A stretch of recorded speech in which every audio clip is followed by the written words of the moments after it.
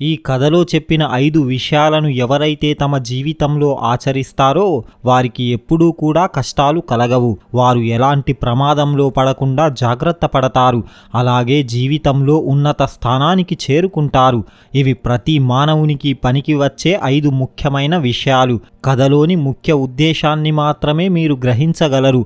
దయచేసి వీడియోను పూర్తిగా చూడండి. అలాగే వీడియోను లైక్ చేయడం మాత్రం మరచిపోవద్దు. పూర్వం ఒక ఊరిలో విక్రమ్ అనే ఒక యువకుడు ఉండేవాడు. అతను ఏ పనిని సరిగ్గా చేసేవాడు కాదు.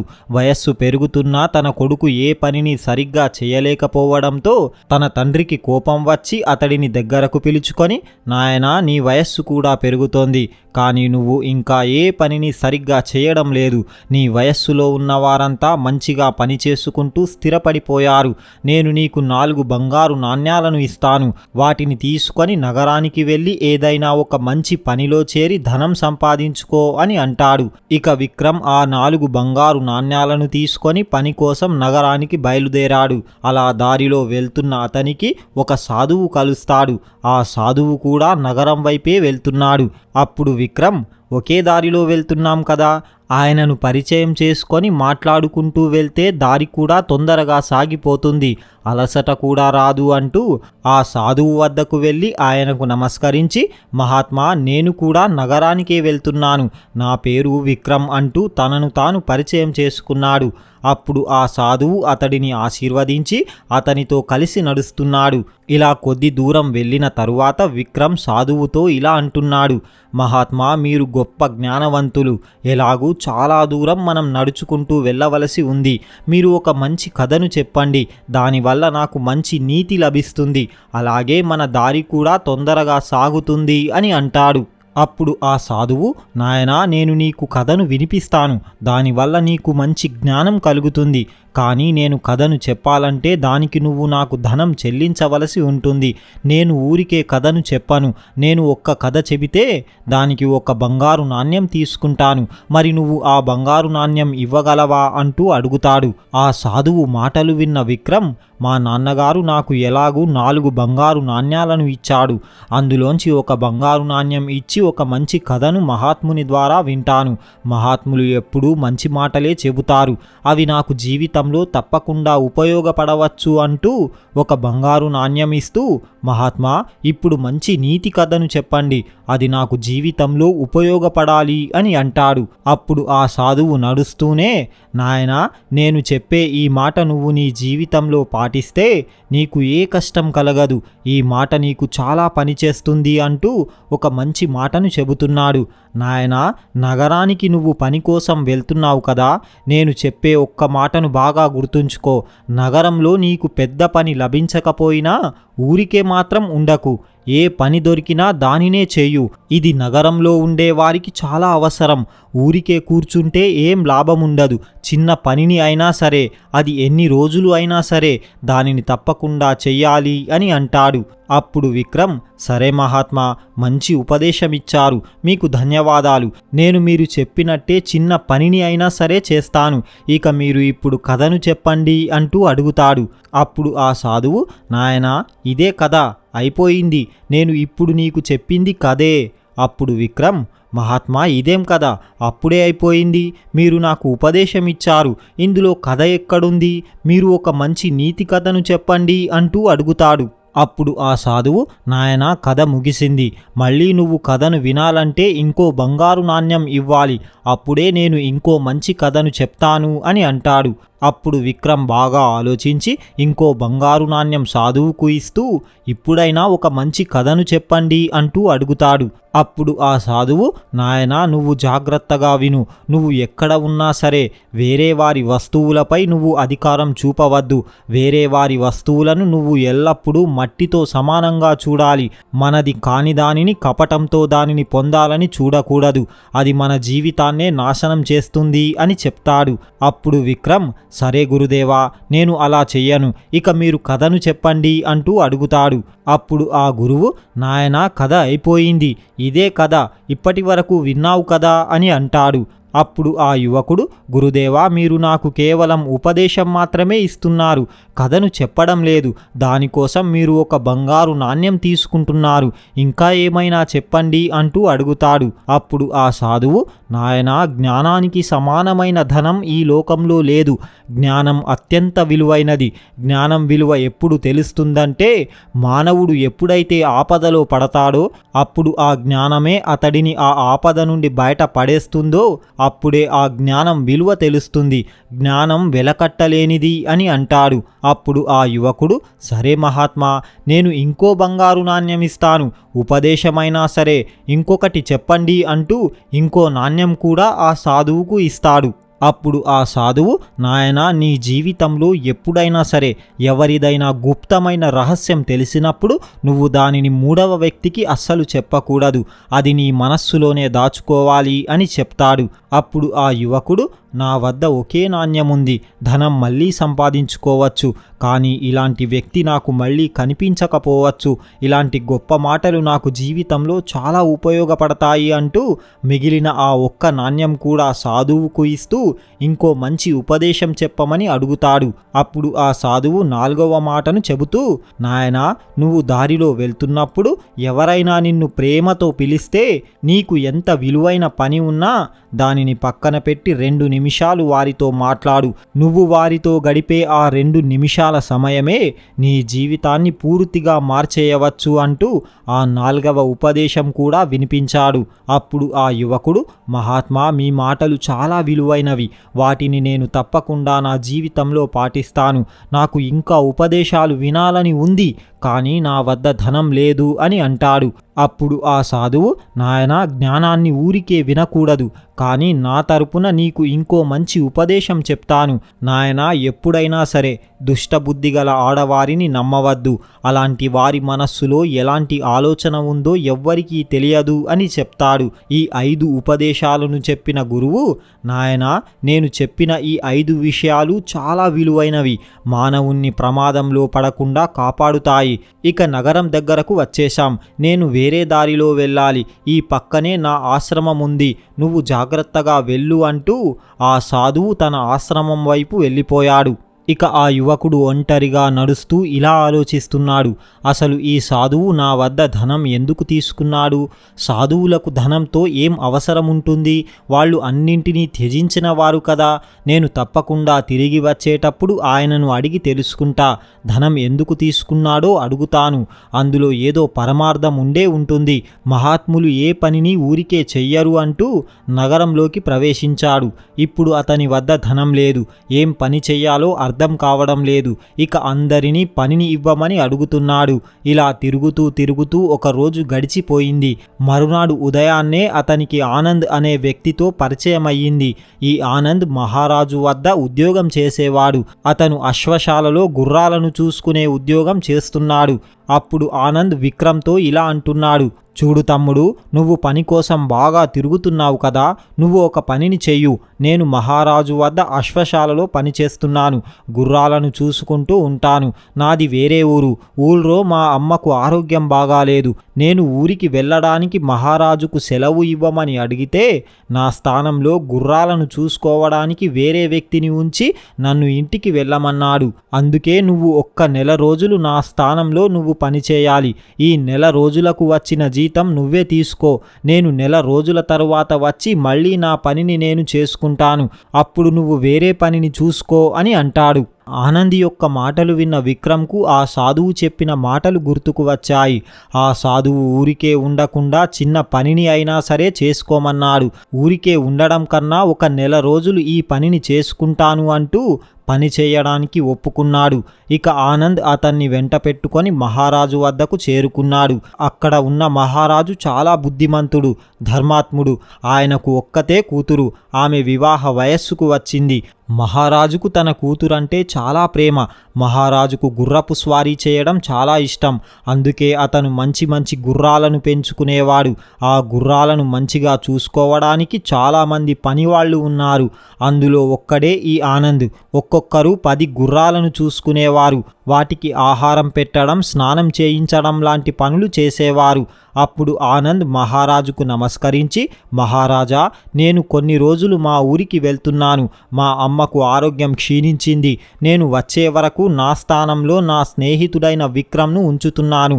ఇతను చాలా నిజాయితీపరుడు, మంచిగా పనిచేస్తాడు. మీరు ఆజ్ఞాపిస్తే నేను వెళ్తాను అని అంటాడు.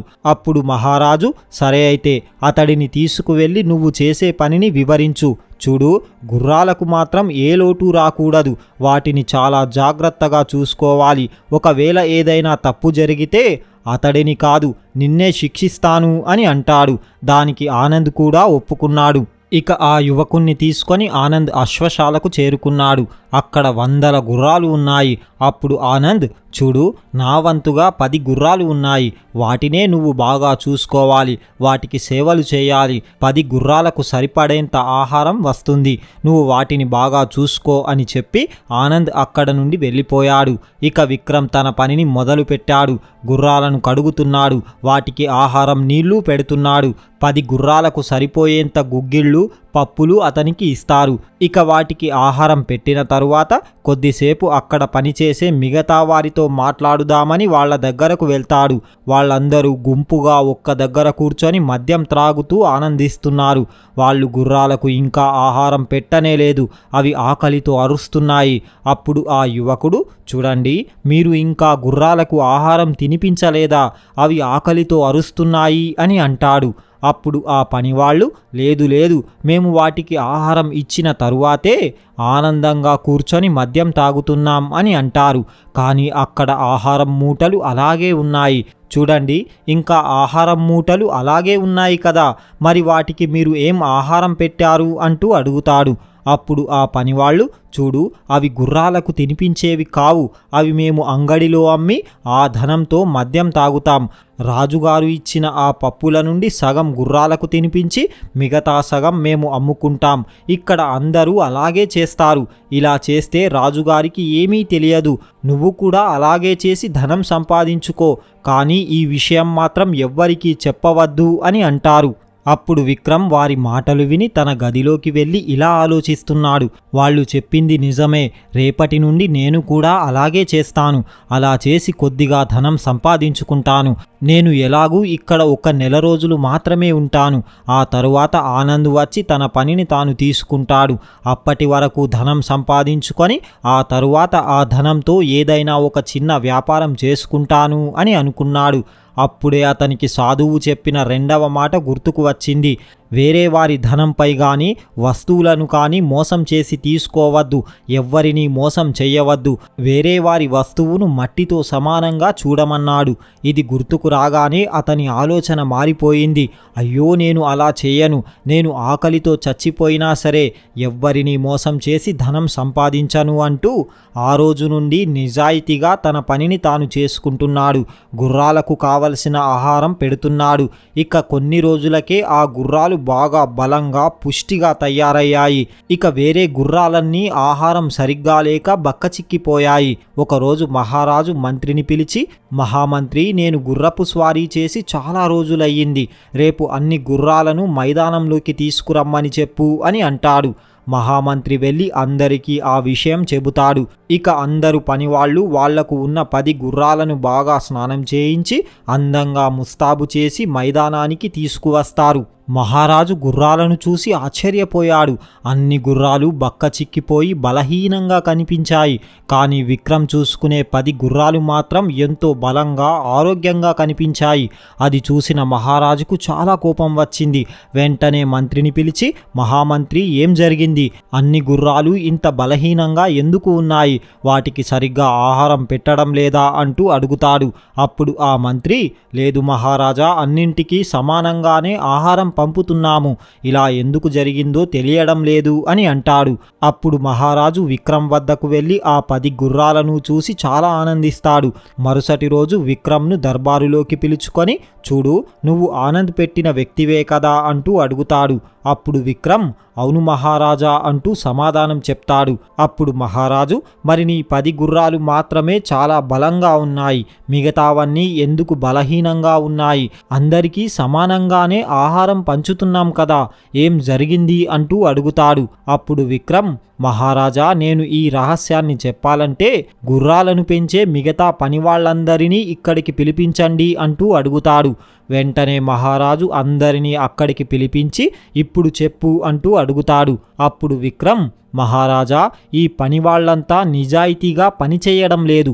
మీరు పంపిన పప్పులను సగం గుర్రాలకు ఆహారంగా పెట్టి మిగతా సగం ఆహారం అంగడిలో అమ్ముకొని వాటి వల్ల వచ్చిన ధనంతో మద్యం త్రాగుతున్నారు. గుర్రాలకు సరైన ఆహారం లేకపోవడం వల్ల అవన్నీ బక్కచిక్కిపోయాయి. కానీ నేను నిజాయితీగా మొత్తం ఆహారాన్ని గుర్రాలకే తినిపించాను. అందుకే అవి అంత బలంగా ఉన్నాయి అని అంటాడు. ఆ మాటలు విన్న మహారాజుకు చాలా కోపం వచ్చింది. మిగతా పని వాళ్లను విపరీతంగా తిడతాడు. వాళ్ళంతా గజగజ వణికిపోతూ, మహారాజా, మమ్మల్ని క్షమించండి, తప్పు జరిగిపోయింది, మరోసారి ఇలాంటి తప్పు జరగకుండా చూసుకుంటాం అంటూ వేడుకుంటున్నారు. అప్పుడు మహారాజు, లేదు, మిమ్మల్ని నేను క్షమించను, మీరు నన్ను మోసం చేశారు, ఇప్పుడే మిమ్మల్ని అందరినీ శిక్షిస్తాను అని అంటాడు. అప్పుడు విక్రమ్, మహారాజా, ఇప్పటికి వీరిని క్షమించేసేయండి, ఇక మళ్ళీ వీరు ఇలాంటి తప్పు చెయ్యరు అని అంటాడు. విక్రమ్ మాటలు విన్న మహారాజు వారిని క్షమించి వదిలేశాడు. విక్రమ్ నిజాయితీని మెచ్చుకొని అతన్ని అశ్వశాలకు ముఖ్య అధికారిగా నియమిస్తూ, ఇక ఈ రోజు నుండి నువ్వు వాళ్ళందరినీ గమనిస్తూ వాళ్ళు ఏమైనా తప్పులు చేస్తే వెంటనే నా వద్దకు వచ్చి చెప్పు. ఈ పని చేసినందుకు నీకు నెలకు 5,000 బంగారు నాణ్యాలు ఇస్తాను. ఇదిగో, ఇది నా ఉంగరం, దీనిని బహుమతిగా తీసుకో. నువ్వు నన్ను ఎప్పుడు కలవాలనుకున్నా దీనిని ద్వారపాలకులకు చూపించి వెంటనే నువ్వు నన్ను కలవవచ్చు అని చెబుతాడు. ఇక విక్రమ్ అశ్వశాలకు చేరుకొని అందరినీ పిలిచి, చూడండి, ఇప్పటి నుండి అందరూ నిజాయితీగా పనిచేయండి, మళ్ళీ ఇలా జరిగితే మిమ్మల్ని నేను రక్షించలేను అని అంటాడు. ఇక అప్పటి నుండి అందరూ నిజాయితీగా పనిచేసుకుంటున్నారు. ఎల్లప్పుడూ విక్రమ్ వారిని గమనిస్తూనే ఉండేవాడు. ఇక అన్ని గుర్రాలు మళ్ళీ బలంగా తయారయ్యాయి. ఇక నెల రోజులు గడిచిపోయాయి. అటు ఆనంద్ ఊరి నుండి తిరిగి వచ్చేశాడు. అతను అశ్వశాలకు రాగానే అందరు పనివాళ్ళు అతని వద్దకు చేరుకొని విక్రమ్ చేసిన పనిని, తాము చేసిన తప్పులను మహారాజుకు చెప్పాడని, మహారాజు అతడిని అశ్వశాలకు ముఖ్య అధికారిగా నియమించాడని ఆనంద్కు చెప్తారు. అప్పుడు ఆనంద్, మీరేమీ బాధపడకండి, ఇక నేను వచ్చేశాను కదా, అతను వెళ్ళిపోతాడు, ఎలాగూ నెల రోజుల సమయం గడిచిపోయింది కదా అని అంటాడు. అప్పుడు ఆ పనివాళ్ళు, లేదు లేదు, అతను ఇక వెళ్ళడు, అతడిని మహారాజు ఉద్యోగంలో ఉంచుకొని అతనికి అధికారాలు ఇచ్చి బహుమతిగా ఉంగరం కూడా ఇచ్చాడు అని చెప్తారు. ఇక ఆనంద్ విక్రమ్ దగ్గరకు చేరుకున్నాడు. ఆనంద్ను చూసిన విక్రమ్ చాలా సంతోషిస్తాడు. ఇక అక్కడ జరిగినదంతా అతనికి చెప్తాడు. ఇక ఇద్దరూ రాత్రి భోజనం చేసి కూర్చున్నారు. ఆనంద్కు విక్రమ్ను చూస్తే ఈర్ష్య కలుగుతుంది. ఎందుకంటే అతని కంటే పెద్ద ఉద్యోగం అతనికి లభించింది. అంతేకాదు ఆనంద్ కూడా గుర్రాల ఆహారాన్ని అమ్మి ధనం సంపాదించుకునేవాడు. ఎలాగైనా విక్రమ్ను ఇక్కడ నుండి శాశ్వతంగా పంపించేయాలనుకున్నాడు. ఇక అక్కడ నుండి తన గదిలోకి వెళ్ళి పడుకున్నాడు. ఇక చీకటి పడింది. అటు మహారాజు కూతురు అటూ ఇటూ తిరుగుతూ ఉంది. ఎందుకంటే ఆమె ఎప్పటి నుండో ఆనంద్ను ప్రేమిస్తుంది. ఆ విషయం ఎవ్వరికీ తెలియదు. ఇక ఆనంద్ తిరిగి వచ్చాడు అని తెలుసుకొని మెల్లిగా ఎవ్వరికీ కనబడకుండా ఆనంద్ గదిలోకి ప్రవేశించింది. ఇద్దరూ కలిసి ప్రేమగా మాట్లాడుకుంటున్నారు. అదే సమయంలో విక్రమ్ ఏదో పని మీద ఆనంద్ గది వైపు వెళ్తాడు. అతనికి ఆనంద్ గదిలోంచి ఎవరో ఆడవారు మాట్లాడుతున్న శబ్దం వినిపించింది. వెంటనే ఆ గది కిటికీ వద్దకు వెళ్ళి చూడగా యువరాణి ఆనంద్తో కలిసి ఉండడం చూశాడు. అది చూసి అతను ఆశ్చర్యపోయాడు. ఏమీ మాట్లాడకుండా మెల్లిగా తన గదిలోకి వెళ్ళిపోయాడు. అప్పుడు ఆనంద్ యువరాణితో ఇలా అంటున్నాడు, చూడు, ఈ విక్రమ్ ఉన్నంత వరకు మనం ఇలా ప్రతిరోజు కలుసుకోలేం. మహారాజు అతడికి నాకన్నా పెద్ద ఉద్యోగం ఇచ్చాడు. అది నాకు అస్సలు నచ్చడం లేదు. నువ్వు ఏదైనా చేసి అతన్ని శాశ్వతంగా ఇక్కడ నుండి పంపించేయు. అప్పుడే నేను ప్రశాంతంగా ఉంటాను అని అంటాడు. అప్పుడు ఆ యువరాణి, నువ్వేమీ బాధపడకు, నేను మా నాన్నతో చెప్పి అతనికి మరణశిక్షను వేయిస్తాను అని అంటుంది. అటు విక్రమ్ తన గదిలోకి వెళ్ళి, ఎంత ఘోరం జరుగుతుంది, మహారాజును మోసం చేసి ఆనంద్ అతని కూతురునే ప్రేమిస్తున్నాడు, ఇద్దరూ కలుసుకుంటున్నారు, నేను వెంటనే ఈ విషయాన్ని మహారాజుకు చెప్పాలి అంటూ మహారాజు వద్దకు వెళ్తున్నాడు. దారిలో అతనికి సాధువు చెప్పిన 3వ మాట గుర్తుకు వచ్చింది. ఎవరిదైనా గుప్తమైన రహస్యం తెలిసినప్పుడు చెప్పినప్పుడు ఎట్టి పరిస్థితిలో దానిని మూడవ వ్యక్తికి చెప్పవద్దు, అలా చెబితే ప్రమాదంలో పడతారు అని చెప్పాడు. అప్పుడు విక్రమ్ బాగా ఆలోచించి, ఇప్పుడు నేను వెళ్ళి మహారాజుకు ఈ విషయం చెప్పినా మహారాజు నన్ను నమ్మకపోవచ్చు, నా కూతురినే అవమానిస్తావా అంటూ నన్నే శిక్షించవచ్చు అంటూ తిరిగి తన గదిలోకి వచ్చేశాడు. అటు యువరాణి కూడా అంతఃపురంలోకి వెళ్ళి కాపాడండి కాపాడండి అంటూ గట్టిగా అరవడం మొదలుపెట్టింది. ఆ అరుపులు విన్న మహారాజు అక్కడికి చేరుకొని ఏం జరిగింది, ఎందుకు ఏడుస్తున్నావు అంటూ అడుగుతాడు. అప్పుడు ఆ యువరాణి, నాన్నగారు, మీరు కొత్తగా పనిలో పెట్టుకున్న ఆ విక్రమ్ అనే యువకుడు నన్ను అత్యాచారం చేయడానికి ప్రయత్నించాడు. నేను గట్టిగా అరవడంతో కిటికీలోంచి దూకి పారిపోయాడు. మీరు ఉంగరం ఇవ్వడం వల్లే అంత ధైర్యంగా దానిని ఉపయోగించుకొని లోపలికి వచ్చాడు అని అంటుంది. తన కూతురు మాటలు వినగానే అతనికి విపరీతమైన కోపం వచ్చింది. అమ్మా, నువ్వేమీ చింతించకు, అతన్ని ఇక్కడికి పిలిపించి ఎందుకు అలా చేశాడో నేను అడుగుతాను అని అంటాడు. అప్పుడు ఆ యువరాణి, నాన్నగారు, మీరు అతన్ని ఇక్కడకు పిలిపించినా ఏం లాభం లేదు. మీరు అతనికి మరణదండన విధించే వరకు నేను అన్న పానీయాలు స్వీకరించను అని అంటుంది. అప్పుడు మహారాజు, సరే అమ్మా, నేను అలాగే చేస్తాను, రేపు అతనికి మరణదండన విధిస్తాను అంటూ ఆమెకు ధైర్యం చెప్పి అక్కడ నుండి వెళ్ళిపోయాడు. ఇక యువరాణి చాలా ఆనందించింది. నేను ఆడిన నాటకం ఫలించింది, ఇక మాకు ఎవ్వరూ అడ్డు ఉండరు అని అనుకుంటుంది. అటు మహారాజు తన అంతఃపురంలోకి వెళ్ళి ఇలా ఆలోచిస్తున్నాడు, నేను అందరి ముందు అతనికి మరణదండన విధిస్తే ఎందుకు మరణదండన విధిస్తున్నానో అందరికీ నేను కారణం చెప్పాలి. అలా చెబితే నా పరువే పోతుంది, నా కూతురుకు వివాహం జరగదు. ఇప్పుడు నేనేం చెయ్యాలి అంటూ ఆలోచిస్తున్నాడు. అప్పుడే అతనికి ఒక ఆలోచన వచ్చింది. అతడిని అందరికీ తెలిసేలా కాకుండా ఒంటరిగా ఎవ్వరికీ తెలియకుండా మరణదండన విధిస్తాను, వేరే వారి ద్వారా అతన్ని చంపించేస్తాను అని అనుకున్నాడు. అప్పుడే అతనికి నగరం బయట ఉన్న ఒక కసాయి గుర్తుకు వచ్చాడు. అతడితో ఇతన్ని చంపించాలనుకున్నాడు. ఇక మరునాడు ఉదయాన్నే ఒంటరిగా ఆ కసాయి వద్దకు చేరుకున్నాడు. మహారాజును చూసి ఆ కసాయి ఆశ్చర్యపోయాడు. మహారాజా, మీరెందుకు ఇక్కడకు వచ్చారు? పిలిస్తే నేనే వచ్చేవాడిని కదా అని అంటాడు. అప్పుడు మహారాజు, లేదు, ఇది నేను మాత్రమే వచ్చే పని. నీతో నాకు ఒక పని పడింది. నేను నీ వద్దకు ఒక వ్యక్తిని పంపిస్తాను. నువ్వు అతని శిరస్సును నరికివేయాలి. ఆ తరువాత కొద్దిసేపటికి ఇంకో వ్యక్తిని పంపిస్తాను. ఆ నరికిన తలను సంచిలో కట్టి రెండవ వ్యక్తికి ఇవ్వాలి. ఈ విషయం ఎవ్వరికీ తెలియకూడదు. ఒకవేళ తెలిస్తే నీకు మరణదండన విధిస్తాను. ఈ పనిని నువ్వు చేసినందుకు గాను నీకు 1000 బంగారు నాణ్యాలు ఇస్తాను అని అంటాడు. మహారాజు మాటలు విన్న ఆ కసాయి ఇక చేసేది ఏమీ లేక ఆ పనిని చేయడానికి ఒప్పుకున్నాడు. ఇక మహారాజు తిరిగి తన రాజమందిరానికి చేరుకున్నాడు. ఇక కసాయి మహారాజు ఎవరిని పంపిస్తాడా అంటూ అన్నీ సిద్ధం చేసుకొని ఎదురు చూస్తున్నాడు. అప్పుడు మహారాజు విక్రమ్ను పిలిచి, ఒక చిన్న పని కోసం నిన్ను బయటకు పంపుతున్నాను. ఈ పనిని నువ్వు మాత్రమే చేయగలవు అని అంటాడు. అప్పుడు విక్రమ్, చెప్పండి మహారాజా, నన్ను ఏం చేయమంటారు? అప్పుడు మహారాజు, నువ్వు వెంటనే నగరం బయట ఉన్న కసాయి వద్దకు వెళ్ళి అతను ఇచ్చే ఒక వస్తువును నా వద్దకు తీసుకురావాలి. దీని గురించి ఎవ్వరికీ చెప్పకూడదు అని అంటాడు. అప్పుడు విక్రమ్, సరే మహారాజా, నేను ఎవ్వరికీ చెప్పను అంటూ ఆ కసాయి వద్దకు బయలుదేరాడు. దారిలో వెళ్తున్న అతనికి 2 సాధువులు కనిపించి అతడిని తన వద్దకు రమ్మని ప్రేమగా పిలుస్తారు. వెంటనే విక్రమ్ అక్కడకు చేరుకున్నాడు. అప్పుడు ఆ సాధువులు, నాయనా, కొద్దిసేపు ఇక్కడ కూర్చొని ఆ భగవంతుని కొరకు ప్రార్థించు, మేము నీకు 4 మంచి మాటలు చెబుతాం అని అంటారు. అప్పుడు విక్రమ్, చూడండి, నేను ఒక ముఖ్యమైన పని మీద వెళ్తున్నాను, నేను ఇక్కడ ఆగలేను అంటూ ముందుకు వెళ్తున్నాడు. అప్పుడే అతనికి ఆ సాధువు చెప్పిన 4వ ఉపదేశం గుర్తుకు వచ్చింది. దారిలో వెళ్తున్నప్పుడు మనకు ఎంత పని ఉన్నా ఎవరైనా ప్రేమగా పిలిస్తే తప్పకుండా వారి వద్ద కొద్దిసేపు కూర్చోవాలి అని చెప్పాడు. అలా చేస్తే జీవితమే మారిపోతుంది అని చెప్పాడు. ఇక వెంటనే విక్రమ్ ఆ సాధువుల వద్ద కూర్చొని వాళ్ళు చెప్పే మంచి ఉపదేశాలను వింటున్నాడు. ఇలా సమయం గడిచిపోతుంది. ఇటు ఆనంద్కు అనుమానం వచ్చింది. అసలు మహారాజు ఇంత ప్రొద్దున్నే విక్రమ్ను ఎందుకు పిలిపించాడు?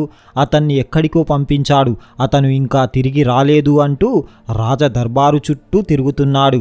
రాజదర్బారులోంచి మహారాజు ఆనంద్ను చూశాడు. ఇతడినే విక్రమ్ యొక్క తల తేవడానికి పంపించాలనుకున్నాడు. సమయం కూడా చాలా అయ్యింది. ఎలాగూ ఆ కసాయివాడు విక్రమ్ను చంపి తలను సంచిలో వేసి ఉంటాడు అని అనుకున్నాడు. వెంటనే ఆనంద్ను తన వద్దకు పిలిపించుకొని, నువ్వు వెంటనే నగరం బయట ఉన్న కసాయి వద్దకు వెళ్ళు. అతను ఒక సంచిని ఇస్తాడు. దానిని ఇక్కడకు తీసుకురా. దానిని దారిలో మాత్రం అస్సలు విప్పకూడదు అని అంటాడు. ఇక ఆనంద్ వేగంగా నడుచుకుంటూ కసాయి వద్దకు చేరుకున్నాడు. నిజానికి విక్రమ్ ముందుగా చేరుకోవాలి. కానీ విక్రమ్కు ఆ సాధువుల వల్ల ఆలస్యమయ్యింది. ఇప్పుడు ఆనంద్ ముందుగా చేరుకున్నాడు. ఇక ఆ కసాయి వద్దకు చేరుకొని, నన్ను మహారాజు నీ వద్దకు పంపించాడు. నీ వద్ద ఏదో వస్తువు ఉన్నదంట కదా, దానిని నాకు ఇవ్వు అంటూ అడుగుతాడు. ఇక కసాయికి అర్థమయ్యింది. ముందుగా వచ్చిన వారిని మహారాజు చంపమన్నాడు. ఆ వ్యక్తి ఇతనే అని భావించి అతన్ని లోపలికి పిలిపించుకొని ఒకే ఒక్క వేటుతో వెనక నుండి అతని తలను వేరు చేసేశాడు. ఇక ఆ తలని మూట కట్టి సంచిలో ఉంచి రెండవ వ్యక్తి కోసం ఎదురు చూస్తున్నాడు. ఇక విక్రమ్ సాధువులతో మాట్లాడుతూ చాలా ఆలస్యమయ్యింది. ఇక అందరికీ నమస్కరించి మెల్లిగా కసాయి వద్దకు చేరుకొని, మహారాజు ఏదో ఒక వస్తువును తీసుకురమ్మని నన్ను ఇక్కడకు పంపించాడు అని చెప్తాడు. ఇక ఆ కసాయి ఇతనే ఆ రెండవ వ్యక్తి అని భావించి ఆ సంచిని అతనికి ఇచ్చేస్తాడు. అందులో ఆనంద్ తల ఉందని అతనికి తెలియదు. దానిని దారిలో విప్పవద్దు అని ఆ కసాయివాడు చెప్తాడు. ఇక విక్రమ్ ఆ తలను తీసుకొని మహారాజు వద్దకు చేరుకున్నాడు. విక్రమ్ బ్రతికి ఉండడం చూసి మహారాజు ఆశ్చర్యపోయాడు. నువ్వు ఇక్కడకు ఎలా వచ్చావు అంటూ అడుగుతాడు. అప్పుడు విక్రమ్, మహారాజా మీరే కదా కసాయి వద్దకు వెళ్ళి మీరు చెప్పినది తీసుకురమ్మన్నారు. నేను వెళ్ళి మీరు చెప్పినట్టే తీసుకువచ్చాను అని అంటాడు. ఇక వెంటనే ఆ మూటను విప్పి చూడగా అందులో ఆనంద్ తల కనిపించింది. దానిని చూసి అందరూ గజగజ వణికిపోయారు. అప్పుడు మహారాజుకు పూర్తిగా అర్థమయ్యింది. విక్రమ్ ముందుగా వెళ్ళవలసింది, కానీ ఆనంద్ ముందుగా కసాయి వద్దకు వెళ్ళినట్టుగా ఉన్నాడు. అందుకే ఆ కసాయి ఆనంద్ తలను నరికివేశాడు. అప్పుడు విక్రమ్, ఏమైంది మహారాజా, ఎందుకు ఆనంద్ను చంపించారు అంటూ అడుగుతాడు. కానీ మహారాజు ఏమీ మాట్లాడకుండా మౌనంగా ఉండిపోయాడు. అప్పుడే యువరాణి తెగిన ఆనంద్ తలను పట్టుకొని గట్టిగా ఏడవడం మొదలుపెట్టింది. ప్రియతమా, ఎంత ఘోరం జరిగిపోయింది. నువ్వు లేకుండా నేను ఎలా బ్రతకాలి? నీకోసమే నేను నాటకమాడి విక్రమ్పై తప్పుడు ఆరోపణ చేశాను. నీకోసం అతడిని చంపాలనుకున్నాను, కానీ నువ్వే మరణించావు. ఇప్పుడు నేను ఎవరి కోసం బ్రతకాలి అంటూ గుండెలు బాదుకుంటూ ఏడుస్తుంది. యువరాణి ఏడుపులు మాటలు విన్న మహారాజు ఆశ్చర్యపోయాడు. ఇదంతా చేసింది నా కూతురే. విక్రమ్పై తప్పుడు ఆరోపణ చేసి అతన్ని చంపాలనుకుంది. మహారాజుకు విపరీతమైన కోపం వచ్చింది. వెంటనే యువరాణి గొంతుపై కత్తిని ఉంచి, ఏం జరిగిందో పూర్తిగా వివరించు అని అంటాడు. అప్పుడు ఆ యువరాణి తాను ఆనందును ప్రేమించిన విషయం, విక్రమ్ను చంపాలనుకున్న విషయం మొత్తం వివరించి చెప్పింది. అప్పుడు మహారాజు, నేను ఎంత పెద్ద తప్పు చేశాను. నా కూతురు మాటలు విని ఒక నిర్దోషిని చంపాలనుకున్నాను. ఆ భగవంతుడు ఉన్నాడు, అతడిని కాపాడాడు. ఇక విక్రమ్ను క్షమించమని వేడుకున్నాడు. ఇటు యువరాణి ఏడుస్తూ, నేను బ్రతికి ఉన్నా వ్యర్థమే అంటూ ఒక కత్తిని తీసి కడుపులో పొడుచుకొని క్రింద పడిపోతూ, నాన్నగారు నన్ను క్షమించండి, నేను తప్పు చేశాను, దానికి తగిన శిక్షను అనుభవిస్తున్నాను. చేసిన కర్మల నుండి ఎవ్వరూ తప్పించుకోలేరు అంటూ ఆమె మరణించింది. కూతురు మరణించడంతో మహారాజుకు చాలా బాధ కలిగింది. మరునాడు రాజదర్బారులో తాను చేసిన తప్పును అందరి ముందు ఒప్పుకొని, నేను ఇక మహారాజుగా ఉండడానికి అర్హుడిని కాదని, నా స్థానంలో నిజాయితీపరుడు యువకుడైన విక్రమ్ను మహారాజుగా ప్రకటిస్తున్నాను అని అంటాడు. ఇక ఆ తరువాత మహారాజుగా చక్కగా నిజాయితీగా రాజ్యాన్ని పరిపాలిస్తున్నాడు. రాజుగా మారినా కూడా అతని మనస్సులో మాత్రం ఒక ప్రశ్న ఉండిపోయింది. ఆ రోజు ఆ సాధువు చెప్పిన ఆ 5 మాటలే ఈరోజు నా ప్రాణాలు కాపాడి నన్ను మహారాజుగా చేశాయి. అతన్ని నేను కలవాలి అని అనుకొని మరునాడు ఉదయాన్నే ఆ సాధువు ఆశ్రమానికి చేరుకొని అతనికి నమస్కరించి, మహాత్మా, నన్ను గుర్తుపట్టారా? కొన్ని రోజుల క్రితం నేను మిమ్మల్ని దారిలో కలిశాను. మీరు నాకు 5 గొప్ప విషయాలను చెప్పారు. వాటిని నా జీవితంలో ఆచరించి నేను ఈరోజు మహారాజునైనాను. కానీ నాకు ఒక్కటే సందేహం, మీరు సాధువులు, అన్నింటినీ త్యజించినవారు, కానీ మీరు నాకు 5 విషయాలను చెప్పి 4 బంగారు నాణ్యాలను తీసుకున్నారు. అలా ఎందుకు తీసుకున్నారు? మీరు ఉపదేశాలను ఊరికే కూడా ఇవ్వవచ్చు కదా అంటూ అడుగుతాడు. అప్పుడు ఆ సాధువు, నాయనా, ఊరికే చెప్పే మాటలను జీవితంలో ఎవ్వరూ పాటించరు. ఎవరైతే ధనం ఖర్చు పెడతారో లేదా వాటి కోసం ఎక్కువగా కష్టపడతారో అప్పుడే ఆ మాటలను బాగా గుర్తుంచుకుంటారు. ఒకవేళ నేను ఊరికే ఆ 5 విషయాలను చెప్పి ఉంటే నువ్వు వాటిని ఎప్పుడూ మర్చిపోయి ఉండేవాడివి. దానికోసం నువ్వు ధనం ఖర్చు చేశావు కనుకనే వాటిని నువ్వు గుర్తుంచుకొని మరీ నీ జీవితంలో ఆచరించావు. నువ్వు అప్పుడిచ్చిన ఆ బంగారు నాణ్యాలు నా వద్దనే ఉన్నాయి. వాటిని తీసుకువెళ్ళి ఎవరైనా పేదవారికి ఇచ్చేయి. వాటితో నాకు ఏ పని లేదు అని అంటాడు. ఇక అతను ఆ సాధువుకు నమస్కరించి అక్కడ నుండి తన రాజ్యానికి చేరుకొని తన తల్లిదండ్రులను కూడా రాజ్యానికే పిలిపించుకొని అందరితో కలిసి సుఖంగా జీవిస్తున్నాడు. చూశారు కదా, ఆ భగవంతుడు తలుచుకుంటే ఏదైనా జరగవచ్చు. మామూలు వ్యక్తి కూడా మహారాజు కావచ్చు. నిజాయితీగా ఉంటూ మన పనిని మనం చేసుకుంటే ఏ కష్టాలు మన వద్దకు రావు. వేరే వారి ధనం ఆశించినప్పుడు, వేరే వారిని మోసం చేయాలనుకున్నప్పుడే మనకు కష్టాలు కలుగుతాయి. ఒక్కటి మాత్రం నిజం, కర్మ ఎవ్వరిని వదిలిపెట్టదు. కొంచెం ఆలస్యమైనా ఫలితం మాత్రం తప్పకుండా అనుభవించవలసిందే. చూశారు కదా, మీకు గనక ఈ వీడియో నచ్చితే జై శ్రీకృష్ణ అని ఒక చిన్న కామెంట్ చేయండి. ఇలాంటి మరిన్ని వీడియోస్ కోసం ఇప్పుడే మా ఛానల్ని సబ్స్క్రైబ్ చేసుకోండి. పక్కనే ఉన్న బెల్ ఐకాన్ని ప్రెస్ చేయండి. మా వీడియోని లైక్ చేయండి, షేర్ చేయండి. జై శ్రీకృష్ణ.